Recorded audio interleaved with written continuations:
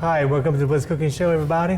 My name is Joey Quibodeau, and I'm your host today with Cash Shaver and Big Louie here in Opelousas. And I'm Chef Jason Huguet from right here at the Steamboat Warehouse in Washington, Louisiana. That's correct, and we have a special guest today. As our own Jason's going to be cooking us a nice, wonderful meal, and he'll get started probably in just a few minutes.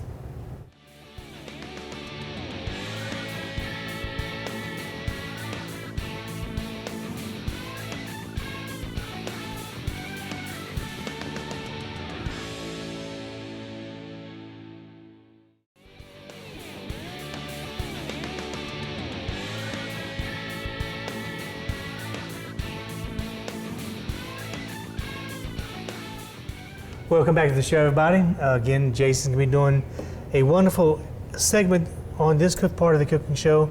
He's actually going to be doing something special to show us exactly how you prepare certain things. So, Jason, if you want to take it over from here. Okay, so today what we're going to be making is a surf and turf with a hanger steak.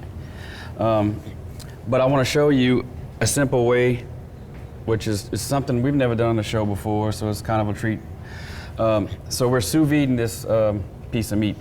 A hanger steak is really a very tender cut of beef.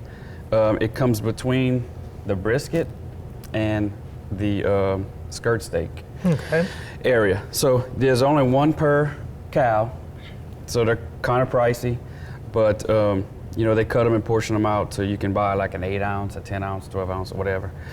So to show you what we're gonna do today, this is our little nifty little sous vide machine here.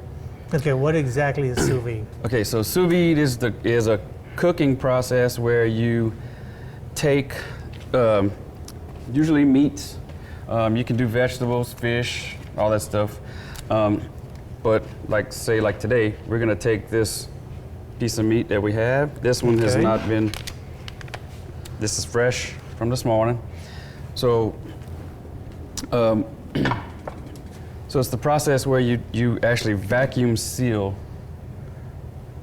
your meat or your whatever you're trying to cook, vegetables or fish, and then you drop it in this water, and it's a water bath where you have like utmost control of the temperature. It's a very even cooking process, and it'll tenderize whatever meat you have in there, and it just basically it preserves the moisture and everything, and you know, so moisture, tenderness is pretty much what you're looking for. It's cooked evenly without like you know, too hot, you know, cooking it too much on this side, too much on that side. So these they're about as tender as a ribeye, but what I do is put these in this water bath for 2 hours, usually around 136, 137 degrees, and this machine will hold that water at that exact temperature. Wow, down to the degree. Right, nice. So at 2 hours when we pull it out, we're gonna sear it afterwards, which is called reverse searing. You searing it, instead of searing it before, in the beginning, we're gonna sear it at the end. It's gonna be ready, we're gonna slice it, and we're gonna plate it up. Gotcha, So, okay. Let me show you real quick. This is how we do over here. Got this little pouch.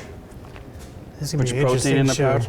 Yeah, this is something that's probably one of the best things I've ever spent money on. So you can buy like fresh fish and stuff like that. You don't have to freeze it, but if you take fresh fish and you have a lot of it, this will give it a longer shelf life in a cooler and your refrigerator, because the air is one of the things that tends to have things spoil faster.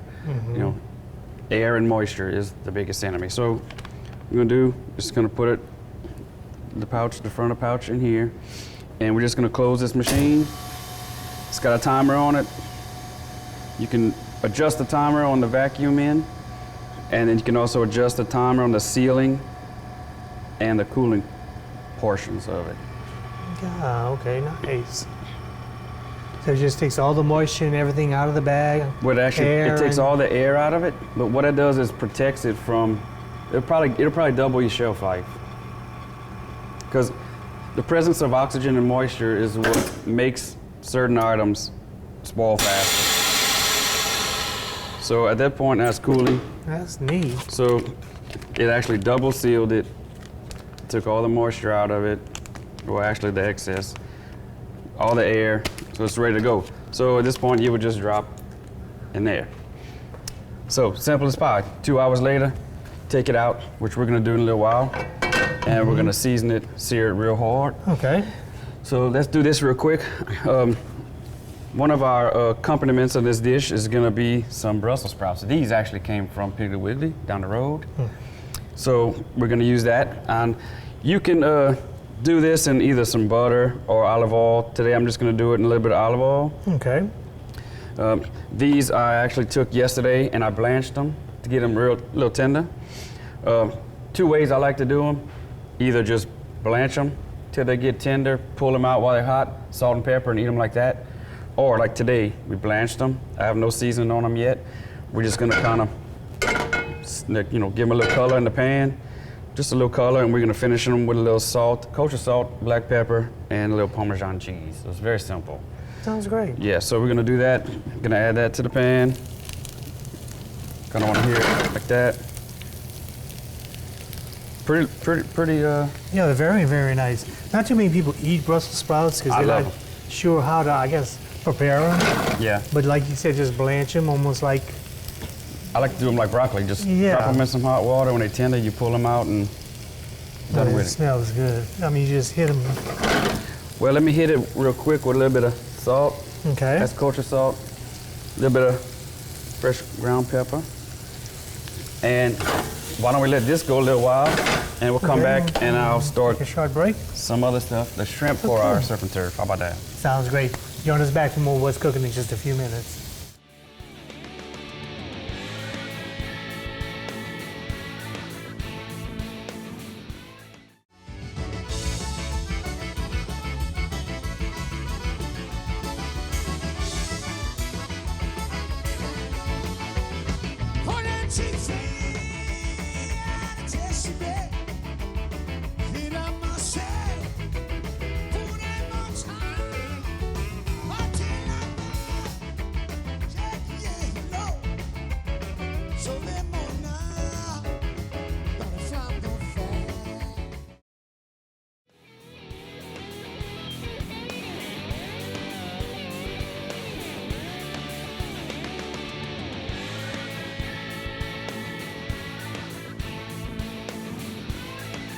Welcome back to the show, everybody. Jason's got a wonderful meal going for us. The Brussels sprouts are about ready. Get a little color. And you get ready to do our turf part of the surf and turf. Yes, so here's the surf part. A little melted butter. We're gonna go add That's some beautiful white shrimp. some little shrimps. Get that in the pan. Very simple. Now, while that's going, let's put that on high. We're going to finish our Brussels sprouts. They're pretty much ready to go. Let's get a little color. Put a little bit of Parmesan. They're smelling wonderful just like that. You can also do this, and typically if I do this over here or at home, I'll do these in the oven. Once they get browned, then finish it like that. But just for ease of the show, we can do it that way. All right, so we're gonna turn this one off for now. And Jason, people that are on like, I won't say special diets, but special diets also, but what diet they want to be on, that'd be a good idea right there. Right, I mean all this, none of this is like unhealthy. Right. And I sure am hungry too. So we're just gonna do our little shrimp real quick. Once these are cooked, we'll take us another break after that, and then we'll come back and show you where we're gonna stand with our hanger steaks. Gotcha. Have you ever had a hanger steak before? I think I've had it one time, yes. They are really tender, but they're about as tender as a ribeye, which is tender if you get a good quality cut of ribeye. But so they're tender, but I've had them just plain grilled and everything like that, and then one day decided, well, I got this nifty little sous vide machine, so I tried it. 2 hours at I think it was 134, 135, and it was still rare on the inside, so I seared it. It was about medium rare once we were finished, and it ate like a fillet. like a tenderloin. It was just crazy. So I prefer to eat them like that now. And it's only 2 hours. You put that in there for 2 hours, go sit down and watch some TV, get your little glass of wine. You know, that's not hard. Now, Jason, do you run this on special here at the boat sometimes, or? I haven't yet, but I've been thinking about doing that, and I will pretty soon. So, but when you do, you're gonna have to only do a certain amount. And Yeah. It's gonna be first come, first served. right, That's it. because once you sous vide them, you want to sell them. That's it. You got to know? sell them. Yeah. Okay, so let's do something else real quick, Joe, Okay. while my shrimp are popping everywhere. Okay, this is just a very simple. We did a chimichurri sauce on this show before, a while back. This is not a chimichurri sauce, but this is similar, but it's very, very basic. I like to put this on like lamb or venison chops or something like that. So I have a little bit of rosemary that I freshly chopped. That's one of your favorites. Oh, smells like Christmas in there. So I put some of that. Then I'm gonna put some fresh chopped parsley. Very, very simple. Now, put me a little bit of olive oil, and I want to put just enough. I don't want to have a whole lot of olive oil in there. Just like that.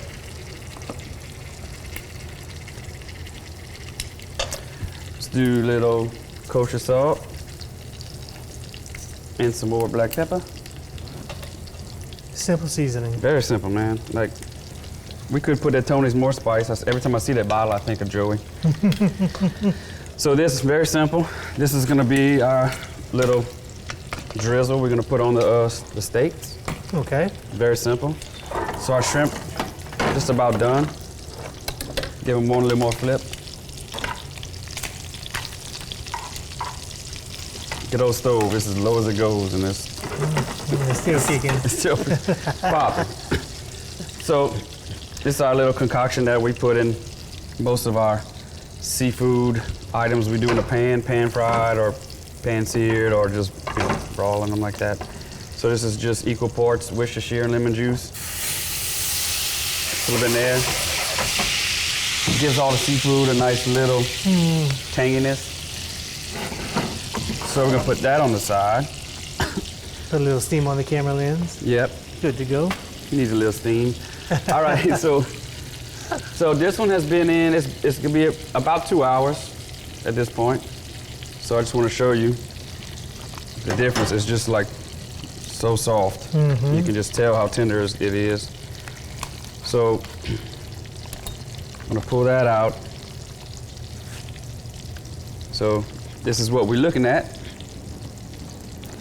So all we're gonna do on the next segment is we're gonna sear it. Okay. And I'm gonna season it up a little bit and we're gonna go for it.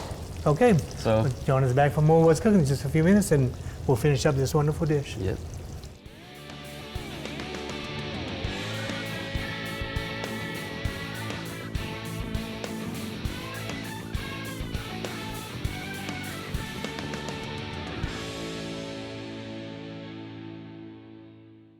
Okay, guys, we're back, and Jason's gonna finish up our wonderful dish.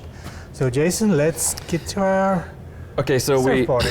we had our hanger steak in the sous vide machine for about 2 hours now, right? Right. So it's ready to go. It's ready to go in the pan to be seared. So I'm gonna season it really, really liberally with our steamboat seasoning over here. Now, take a little more of our little melted butter. That's what you call your clarified butter, correct? Clarified. Okay. Just want to make sure that. Yeah. Better word for it. Okay, so now we're just gonna put that in there. We want to get a good hard sear on each side, a quick little sear. But while we're waiting on that, in the meantime, I have a special gift for you, Joey. Oh Lord, I'm scared. It's been a long time since I got something for you, and I felt like I owe you one. So For what? just because you're a good friend. Oh, well, thank you. I appreciate that. Okay, so Oh, hello. okay, so this The hot stuff. Here's your fork. My brother made these, and I told him, you need to let me get a jar for Joey. It's called Mexican candy. So there's jalapenos and serranos, but they are pickled in a Oh, it's good. bunch of red pepper and sriracha and all kind of other hot stuff. They're actually good. They're not really that good because I had one and I didn't even have one. I had just a tiny little piece, and I had to drink some milk, like a gallon of it. And I told my brother, I said, I know someone who will love these. Yeah. Thank you. Thank you. Bring that home with you, man. Oh, I sure will. And you can eat that? No, I couldn't eat that. Dude. I tried a little teeny piece. Didn't work. It's really, really good. It's got to kick to it. Yeah, gotta kick to it. I know. But it's good. I mean, usually when people eat something too hot, they'll start coughing or something, but Right. that stuff's good, See, very good. I knew you'd like that. Joey comes over here and eats, and always puts on their ticket extra spice, extra spice. So you know it's me. Exactly. And whenever I do that, it's never enough. It's not to cover up the flavor of the food, no, it's just I like Right, the yeah. stuff hot. Like some spice. Pepper. On occasion, what you want. I agree. I just don't like it that spicy. So look, we got a good little sear. I don't want to overcook it, so we're gonna pull it out. Now, obviously, normally you would want to let this rest for, oh, I turned the wrong way. Obviously, you want to let this rest for 10, 15 minutes. Obviously, we don't have that kind of time, so I'm just gonna cut it right now. I'm gonna plate it up. Let's go. All right. Let me get me one of these handy dandy little gloves so I don't contaminate the food and I don't burn my hand. That's right. We always got to be careful. So, give this a little slice. Yes.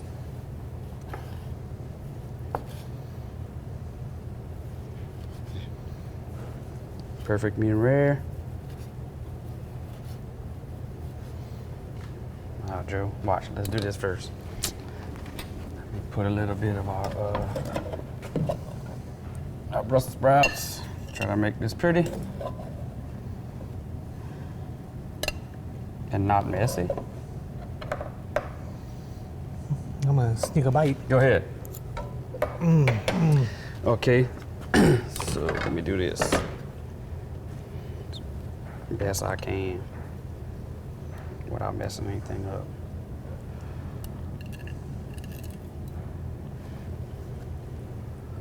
You get a shot of that medium rare, camera guy, Beautiful. and a super perfect tender. medium rare. Super tender. We'll fit him in there. Watch. All right. Clean our plate. Now watch this. Let me get a spoon. Just a little light herb drizzle. Rosemary and some fresh parsley. Italian, has to be Italian parsley. That curly leaf stuff does not have as much flavor to it, so you want to be sure and use a good flat leaf Italian. That's that. Now, put our shrimp on there.